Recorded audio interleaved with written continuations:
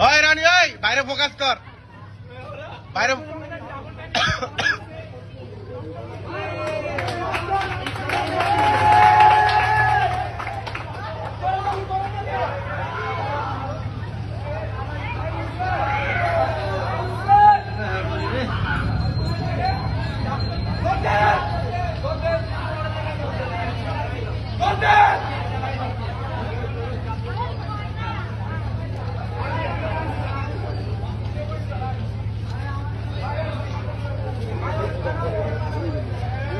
কিরে রণবীর কাপুর এলো তোর বাসার সামনে কাবির সিং এর মুভি চলতেছে বেটা তুই বেটা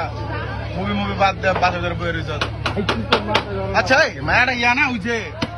এ বেটা তো পরিচিত